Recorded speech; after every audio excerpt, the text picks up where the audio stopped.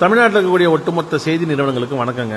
அது யூடியூப் பக்கத்தில் செயல்படுறவங்களா இருந்தாலும் சரி, இல்லை தனியாகவே செய்தி நிறுவனங்களை வச்சு நடத்துகிறவங்களா இருந்தாலும் சரி, உங்களுக்கு நிறைய வேலைகள் இருக்கும். தனுஷ் நயன்தாரா விவகாரத்தை வந்து பெருசாக பெருசாக்கி அதை விவாதம் நடத்துவீங்க. அப்புறம் வந்து எந்த நடிகையோட சுற்றிட்டு இருக்கான்னு சொல்லிட்டு அதை வந்து விவாத பொருளாக ஆக்குவீங்க.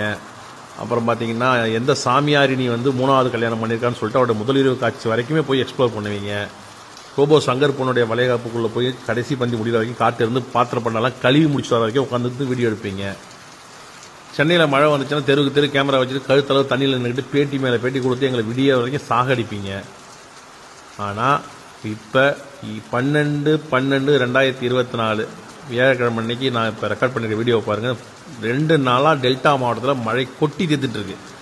எட்டி பார்க்கறதுக்கு ஒருத்தவங்க கூட நீங்கள் வரல. ஏன்னா உங்களுக்கு இங்கெல்லாம் வந்தால் பரபரப்பான செய்தி கிடைக்காது. விவசாயிகள்கிட்ட பேட்டி எடுத்து போட்டால் அது பெரிய வைரல் ஆகாது. நீங்கள்லாம் திருந்தா வரைக்கும் நாட்டில் எதுவுமே மாறாது. அது மட்டும் மனசில் வச்சுக்கிங்க. நன்றியும் வணக்கங்களும்.